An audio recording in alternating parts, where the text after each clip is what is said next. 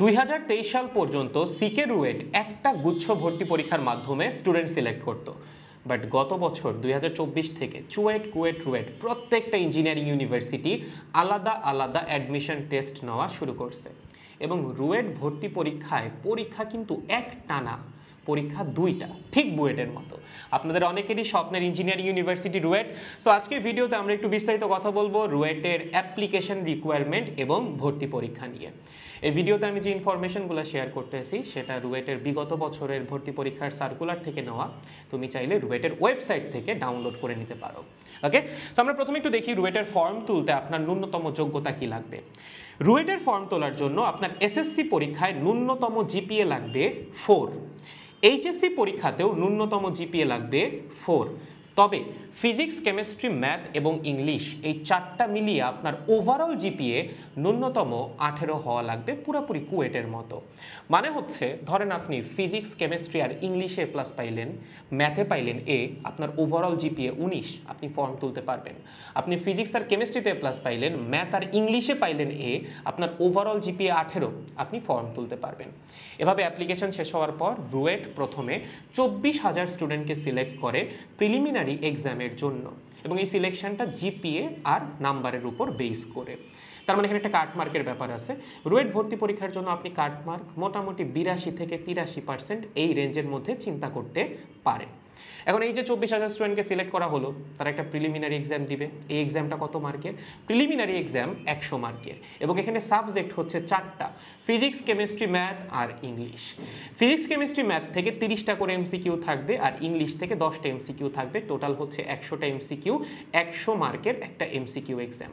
But সময় মাত্র 1 ঘন্টা, মানে 60 মিনিট। এবং এখানে কিন্তু আবার নেগেটিভ মার্কিং আছে, প্রত্যেকটা ভুলের জন্য 25% নেগেটিভ মার্ক থাকবে। বাট তুমি এখানে ক্যালকুলেটর ব্যবহার করতে পারবা, সমস্যা নাই। এখন এই যে যারা প্রিলিমিনারি এক্সাম দিবে, এখান থেকে রুয়েট আরেক ধাপে সিলেকশন করবে। বাট এই নাম্বারটা ওরা সার্কুলারে বলে দেয় না। বাট তুমি যদি বিগত বছরের স্ট্যাটটা একটু দেখো, গত বছর 24,000 স্টুডেন্ট থেকে প্রায় 7,700 মতো স্টুডেন্ট সিলেক্ট করা হয়েছিল যারা কিনা রিটেনের জন্য দ্বিতীয় ধাপে পরীক্ষায় বসতে পারছে। সো এই বছরও সংখ্যাটা হয়তো বা 7,000 থেকে 8,000 এই রেঞ্জের মধ্যেই থাকবে। এরা রিটেন এক্সামের জন্য সিলেক্ট হবে এবং রিটেন পরীক্ষাটা দিতে পারবে। এখন রুয়েটের যে রিটেন পরীক্ষা, এখানেও কিন্তু 4টা সাবজেক্ট, ফিজিক্স, কেমিস্ট্রি, ম্যাথ এবং ইংলিশ। কোন সাবজেক্ট থেকে কয়টা প্রশ্ন? ফিজিক্স, কেমিস্ট্রি, ম্যাথ প্রত্যেকটা থেকে 10টা করে প্রশ্ন, প্রতিটা প্রশ্নের মার্ক হচ্ছে 10 করে। আর ইংলিশ থেকে হচ্ছে 5টা প্রশ্ন, এখানেও প্রতিটা প্রশ্নের মার্ক 10 করে। তাহলে টোটাল হচ্ছে 35টা প্রশ্ন, টোটাল মার্ক হচ্ছে 350। তার মানে তোমার 350 মার্কের একটা রিটেন এক্সাম দেওয়া লাগবে এবং এখানে সময় হচ্ছে 2 ঘন্টা 30 মিনিট। ওকে, এখানে কোনো রকম নেগেটিভ মার্কিং নাই, তুমি ক্যালকুলেটর ব্যবহার করতে পারো।